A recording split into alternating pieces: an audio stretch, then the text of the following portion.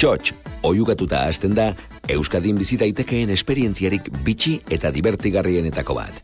Sagardoaren erritua alegia. Urtero, urtarrilaren erdialdean, pertsonaia ezagun batek abiarazten du sagardo denboraldia. Handik aurrera, kupelatik zuzenean basokada bat sagardo hartzea nahikoa da, hain errotuta dagoen euskal ohitura honetan parte hartzeko.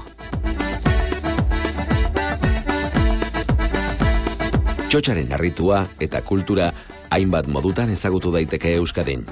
Esate baterako, sagardoa nola egiten den ikasi daiteke, sagarmotak bereizten ikastearekin batera. Edota sagardoaren iragana, oraina eta etorkizuna deskubritu ditzakezu sagardo etxea bisitatuz. Gipuzkoako Astigarragan, sagasti baten ondoan kokatzen den museo honetan, sagardoaren sekretuak ikasteko parada ezin hobea izango duzu. Eta behin sagardogintzaren kulturaz blai zaudela, onena sagardotegi batera joatea izango duzu. Euskadin zehar non nahi topatuko dituzu, gehienak Gipuzkoan badira ere.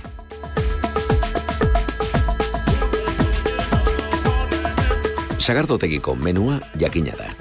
Makallo tortilla, makallo frijitua piper berdeekin, txuleta eta postrerako gazta, membrillo eta intxaurrekin. Eta jaterako orduan noski, etxeko eta lagunarteko giro atsegina beti.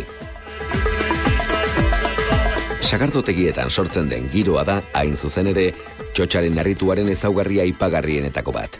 Ez baita harritzekoa izaten, otordua zutik eta inguruko mahaietako lagunekin solasean amaitzea.